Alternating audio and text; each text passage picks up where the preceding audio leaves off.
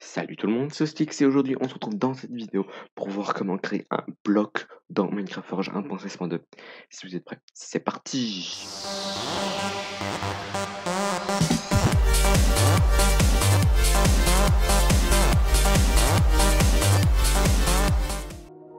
Alors dans un premier temps, il va falloir créer un bloc, dans un deuxième temps, il va falloir créer un item et dans un troisième temps, il va falloir créer l'enregistrement du tout simplement. Donc le bloc, on va créer une classe bloc qui va extend block. Mais contrairement à ce qu'on a fait dans la vidéo de MCP, on va pas aller dans la classe init, enfin dans la classe mode items et créer un tuto bloc. Non. On va directement créer un block item dans la classe basic block. Vous allez voir, on fait ça tout de suite. Donc déjà, on va faire une nouvelle classe ici qui va être de mode blocks. Voilà, comme ceci. Ensuite ici, on va faire @event_subscriber, mettre mode id est égal à mode constante point mode id virgule bus est égal à bus point mode. Voilà, ensuite on va pouvoir ouvrir, on va tout simplement créer l'instance de la classe mode block comme on a fait pour les items. Donc mode block est égal à, désolé, donc c'est public static final mode block avec un S. Ici on va mettre instance est égal à new mode block avec un S toujours. Ensuite on va créer la liste, on va mettre en private parce que il faut pas que les gens y aient accès. Donc après private list, on va mettre ceci, une liste de quoi? De blocs, attention, pas du JDK, de nettement Minecraft block. Ensuite on crée la liste blocks, voilà. Ensuite on va pouvoir faire public void init. Donc pour ceux qui ne savent pas ce que je fais, allez voir la vidéo sur les items, tout expliqué. Une fois qu'on a fait init, il va falloir tout simplement initialiser notre liste de blocs. Donc en faisant bloc c'est égal à new array list, tout simplement. Ensuite on va créer notre bloc, donc on va faire bloc. Faites attention, une petite différence par rapport à celle dans les items. Ça sert à rien de mettre private item tuto, enfin item tuto item point virgule, après on écrit tuto item ici c'est égal new basic item. Non, on va directement bloc, donc ou item. Donc là on met tuto item, tuto bloc pardon, vous voyez je confonds tout maintenant, est égal à new basic block. Donc on va ouvrir les parenthèses, on va mettre ici un nom, name, comme ça moi ce sera jamais pour une TJDA. Et après on va mettre en properties de net.minecraft.abstractBlock, enfin net.minecraftblock.create, et tout simplement on va créer une nouvelle propriété avec un nouveau matériau avec un matériau qui existe déjà, donc la roche. Et tout est fait. On va pouvoir faire ceci. Alt entrée.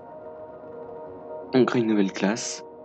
Pas dans le package init, mais dans le package blocks. Voilà. Faites attention ici, c'est items pour ceux qui ont suivi la vidéo sur les items. Ici c'est pas item mais items parce qu'on va pouvoir mettre plusieurs. Donc voilà. Ici on met properties. Et ici on va renommer notre bloc par name et par le nom de notre variable. Comme ça on se mélange pas et c'est parfait. Ici on va pouvoir enregistrer this.set registry name. Et voilà, c'est parfait. C'est parfait. Donc là, jusqu'ici, tout est pareil. Jusqu'ici, tout est parfait. Tout est comme pour les items. On a tout créé. On a oublié le getter, pardonnez-moi. On a oublié le getter. Donc on va faire alt insert ou alors on va le faire public list avec ceci. On va mettre des blocs. On va mettre get blocks. On fait ça, on fait ça, on fait ça, on fait ça, on va faire return blocks. Pardonnez-moi, blocks, comme ça. Voilà. Donc ça c'est un getter, hein, tout simplement. Après, pour ceux qui connaissent déjà ce que c'est et qui savent en faire, vous faites alt insert, getter. Bon, comme j'ai déjà fait, bah, il me le propose pas, mais autrement vous faites alt insert, getter, et là vous mettez get block pour retourner ça. Très bien, parfait, c'est excellent. Dans basic block ici, à la fin, on va faire mode block .instance.getBlock.add this. Tout simplement. Voilà, tout est parfait. Sauf qu'il manque un petit détail. On va créer tout simplement maintenant l'item, parce qu'autrement on va pas pouvoir l'avoir dans l'inventaire. Donc on va créer une petite fonction qui va être create, pardonnez-moi, create, pas tile entity, mais block item. À faire paf, paf. Et là il va me demander, oh pardon. On va faire paf. Create méthode, private void, c'est parfait, c'est excellent. Donc maintenant, on va faire block item bi est égal à un nouveau block item. Voilà. Sauf que maintenant, un block item, ça demande ça va demander un bloc, donc tout simplement mettre celui-là. Et ici, on va mettre virgule properties.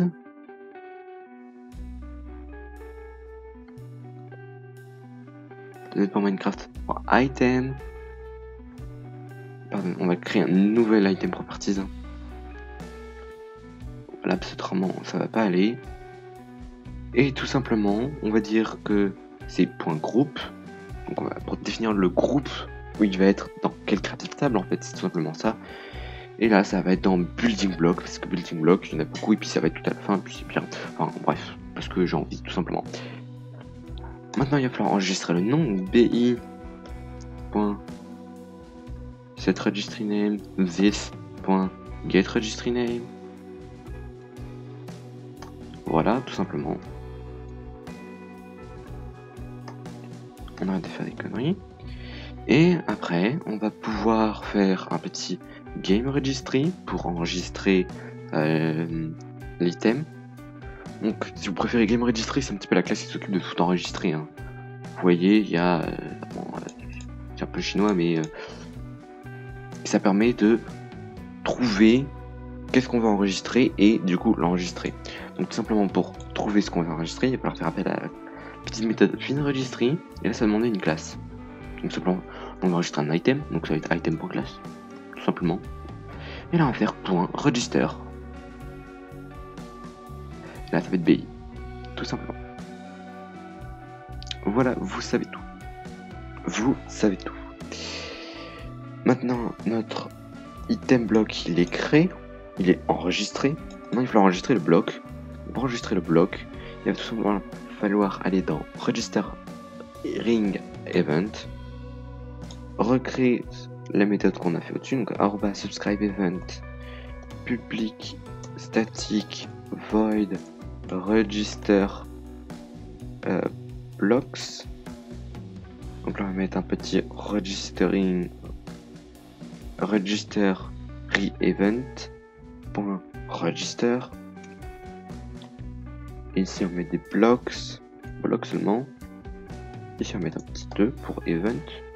Si vous voulez mettre event, moi je préfère mettre E. Et après tout simplement ici on va faire mode block .instance .init pour initialiser tout, pour initialiser la liste, pour éviter qu'elle soit nulle, et pour initialiser les blocs surtout très important. Après on peut faire un petit debug, il n'y a aucun problème. On fait ça, ici on met bloc, voilà. Et ici à la fin on va faire e.getRegistry.register all. Et ici ça va être mode block .instance.getBlock.toArray new block 0. Et c'est parfait. Donc là on a tout enregistré. Sauf que maintenant c'est un peu nul. On va rajouter quelques petites propriétés ici hein, dans notre new basic ici. Enfin dans notre new basic block. Ici dans Create Properties, on va créer des petites propriétés Donc par exemple, on va mettre un petit son, sound.sound, une petite harness and résistance. Moi je vais mettre 6 d'harness, 6 de résistance. Donc pour ceux qui savent pas ce que c'est l'harness et la résistance, rapidement, l'harness c'est tout ce qui va être une résistance à la pioche, à la main, par rapport aux joueurs, et la résistance ça va être la résistance par rapport aux explosions. Et puis une résistance aux explosions de 0.8F, n'oublie pas de mettre des F, pardon, pas 0. J'ai inversé les nombres, c'est pas bon ça, donc 8F, donc 8.0F. Vous mettez comme vous voulez. Après, comme on voit plus rien ici, on va mettre point. Je ne sais pas moi. Harvest Tool, donc pour définir avec quel type d'outils on va pouvoir le casser. Donc tout simplement à faire tout type pour un pickaxe. Comme c'est une matière de roche, tout simplement je mets pickaxe. Et après il va falloir mettre l'harvest level. Donc harvest level. Et simplement ici on va mettre le niveau de la pioche. Donc ça va être niveau 0 pour la pioche en bois, niveau 1 pour la pioche en pierre, niveau 2 pour la pioche en fer, et niveau 3 pour la pioche en diamant. Et après si on peut créer d'autres harvest level, je crois que c'est possible. Forcément il y a des mods qui arrivent. Hein. Et voilà. Donc pour l'harvest level, on va mettre 2 pour nous, parce que nous on utilise des trucs vanilla, donc on met 3, 1, bref. Moi je vais mettre 2 parce que j'aime bien. Sauf que malheureusement ici ça va pas suffire, parce que là, tout simplement tout ce qu'on a mis ici, il faut rajouter une petite fonction. Bah si on ne la rajoute pas, tout ce qu'on a mis ici ne va pas être pris en compte. Sauf que cette fonction, c'est, je crois, celle-ci. Je vais vite regarder vite fait. Oui, c'est celle-ci, puisque c'est celle l'an dernier, je me rappelle. Donc celle-ci, vous voyez, elle a un nom complètement bizarre. Donc il y a des gens très sympas, qui nous ont donné un mapping. Donc attention, on rentre un petit peu dans les détails. Hein. Donc un mapping, qu'est-ce que c'est? C'est tout simplement une carte, plutôt un modèle à suivre pour décompiler Minecraft en renommant toutes les fonctions, tout pour que ce soit compréhensible par les modeurs, tout simplement. Donc là, tout le mapping n'a pas été encore bien fait par Forge. Donc du coup, il y a des gentils français qui se sont amusés à le faire. Donc je mets le lien dans la description du Discord, qui vous amènera directement là-dedans. Et ici, vous allez aller dans Mapping Forge, et vous allez cliquer sur le dernier, celui-là, donc 1.16.2, vous cliquez ici, vous faites web, ici ça nous amène sur le site des modeurs français, et vous sélectionnez la dernière version de la 1.16.2, celle-ci. Donc c'est celle-ci qu'on va prendre. Sauf que là, vous voyez un petit message à la fin, saisis ta mettre dans votre build.gradle en dehors de la section build script. Alors là, qu'est-ce qu'il raconte? Tout simplement, on va ouvrir le build.gradle, donc pour ceux qui savent pas, c'est ce fichier-là.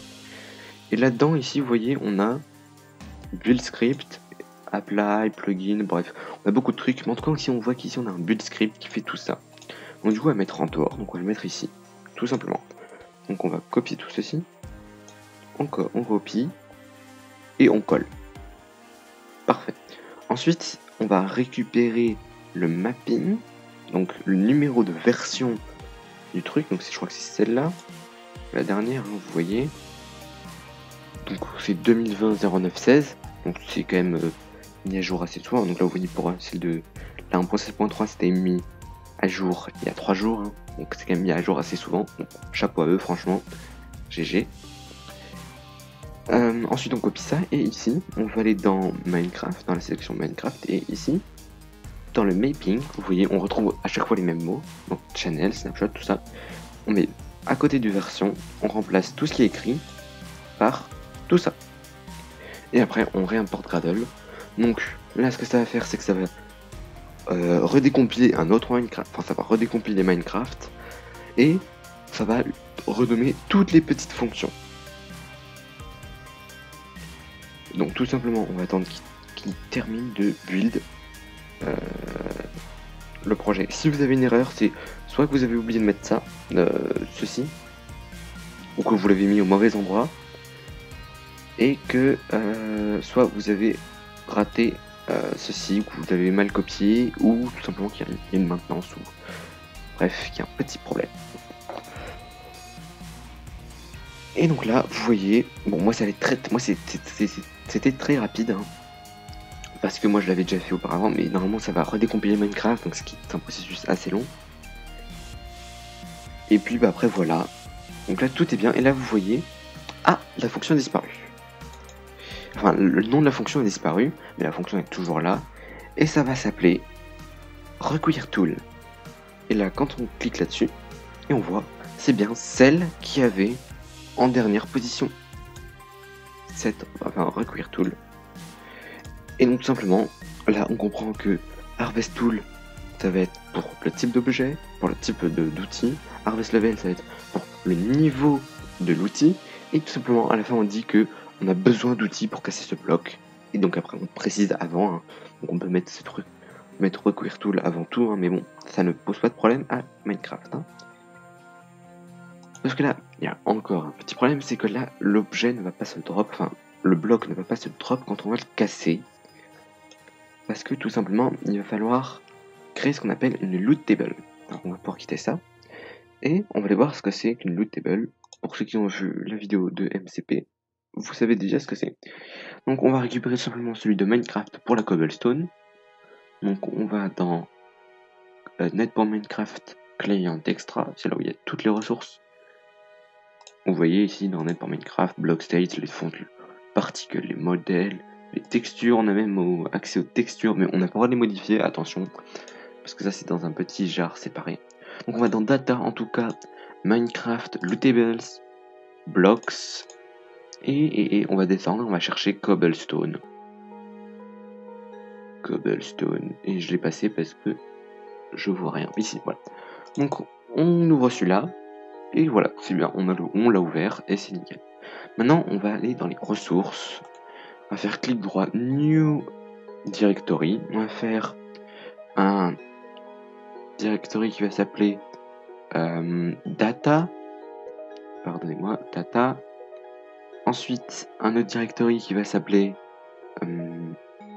Loot Tables avec un S. Attention, faites très attention, si vous mettez pas de S, le jeu ne va pas, ça va tout simplement pas fonctionner. Blocks avec un S, autrement ça va toujours pas fonctionner. On fait entrer.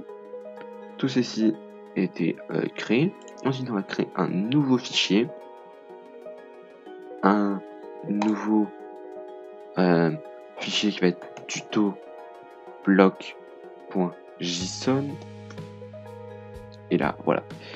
Donc si tout est bien marqué, normalement, il ne devrait pas y avoir de problème. Il devrait y avoir un petit drop qui devrait s'effectuer. Donc là, on copie, on colle tout. Donc là, tout simplement, ce que ça va faire, c'est que ça va permettre au bloc de se drop. Tout simplement, quand on le casse, c'est dit à peu près par là. Et que si il résiste aux explosions, bien évidemment. Donc, quand il va être cassé, ça va être quoi comme type? Un item. Mais aussi, ça va avoir le nom. Enfin, on va drop quoi? On va dropper ce qui s'appelle la Minecraft de Cobblestone, certainement pas. Ça va être un tuto mode.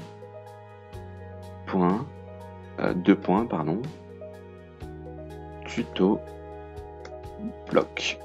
Alors là, je crois que je fais une petite erreur. Vous voyez, c'est data Minecraft, donc ça va être data. On va créer un nouveau directory.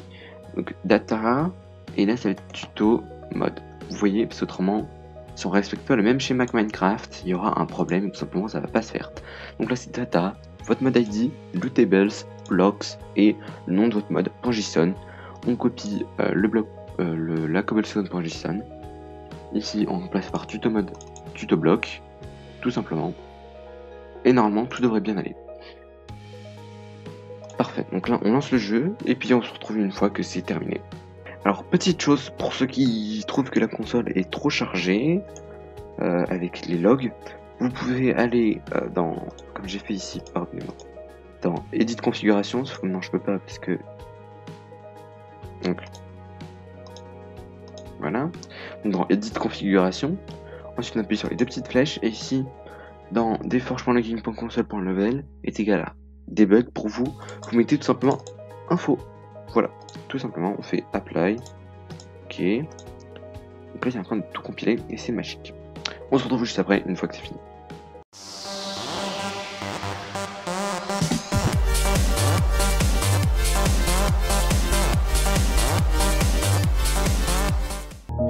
Donc alors ici, on va tout simplement voir si tout fonctionne. Il n'y a pas de raison que ça fonctionne pas. Donc là vous voyez j'ai déjà fait quelques petits tests. Hein. Donc là ça fait bien le bruit du sable et on met 3 plombs, on va casser ça.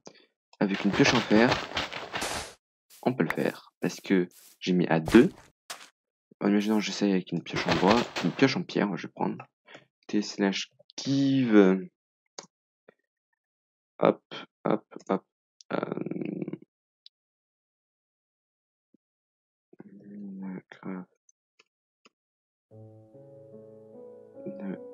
Craft 2 points. Pickaxe. Comment on écrit pickaxe? En fait, rock 2 points.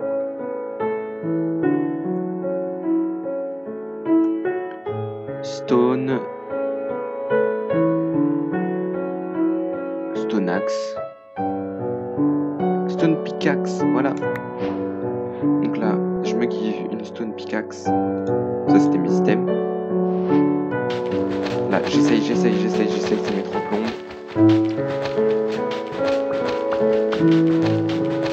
Et il n'y a rien qui se drop. Alors qu'une pioche en aimant. Paf. Paf. Et paf. Et ça fait le bruit du sable aussi. Et quand on pose, ça fait le bruit du sable aussi. Mais vous voyez que ça n'a absolument pas la propriété du sable. Parce que ça tombe pas. Bien, alors maintenant, petit bonus pour la vidéo. Pour tout simplement éviter de mettre d'ajouter ce loot table. Donc là on va directement supprimer notre fichier. Enfin on va pas le supprimer, hein.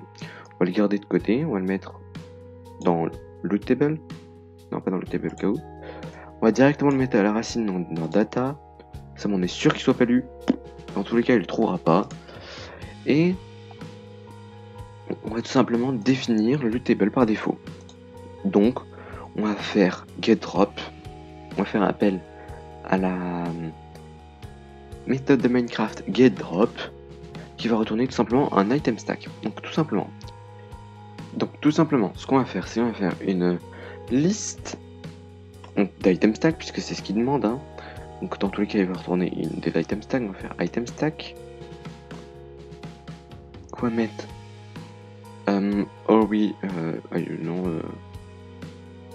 stack, hein, tout simplement, on va mettre stack list est égal à super.getDrop. Mettre state builder. Voilà. Maintenant on va faire si stack builder stack list pardon point isEmpty. Alors dans ce cas, ce qu'on va faire, c'est qu'on va ouvrir les accolades. Donc si c'est comment dirais-je, si c'est vide, et bien tout simplement, on va retourner une collection .singleton list. Et ici, ça va être un new item stack. On va mettre this. On va mettre virgule. 1. Voilà. Donc là, ce qu'on a fait. Ici, pardon, il faut mettre ici un petit return. Stack list. Hein. Donc tout simplement, ce qu'on fait ici, c'est qu'on récupère ce que nous retourne cette méthode de base. Si c'est vide, eh bien, tout simplement on va retourner une nouvelle collection, donc une nouvelle liste un petit peu d'item stack avec comme item celui-là, mais ça va être converti en bloc avec un seul. Autrement, si c'est pas en petit, ça veut dire que c'est correct, donc on peut retourner ça. Là, on va redémarrer le jeu et on se retrouve juste après, une fois que c'est fini. Donc là, ici, on va voir si ça fonctionne, si ça n'a pas tout bouleversé notre système de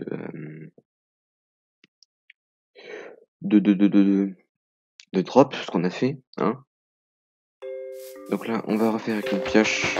Donc là, c'est quand même long, donc on va faire avec celle-là, hein, donc ce sera un peu plus rapide. Et on va voir si ça se drop ou pas. Ça se drop pas. Et si je fais avec une pioche en diamant, ça se drop. Donc, et là, si je fais avec une pioche en fer, ça se drop également. Donc voilà. Donc si vous voulez passer par le code Java, vous pouvez utiliser cette méthode-là. Et ne pas mettre le tuto bloc. Et si vous voulez passer par le JSON, bah passez par le JSON. Sachant que par le JSON, vous avez beaucoup plus de choses à faire. Enfin, vous avez beaucoup plus de possibilités. Parce que ici, regardez, quand on regarde, je sais pas, quelque chose de bien complexe, par exemple la redstone. Je vous dis pas la redstone comment, ça va être relativement compliqué. Regardez, on va juste regarder ça vite fait. Redstone or. Et là, vous voyez que il y a quand même beaucoup plus de choses. Bon, je pense que c'est quand même mieux de passer par un JSON que par du code Java, mais bon, quand on fait un drop simple, franchement, voilà, on fait ça et puis c'est fini. Alors que là, quand même, c'est beaucoup plus simple de passer par là, parce qu'on peut définir nos règles et nos fonctions, comment ça s'applique par rapport à la fortune et tout ça. Bon, voilà. Bah voilà, je pense que ce tutoriel va se finir là-dessus. J'espère que vous l'avez apprécié. Alors surtout si vous avez quelques petits problèmes, n'hésitez pas à venir sur le petit Discord. Il n'y a aucun problème, je vous aiderai.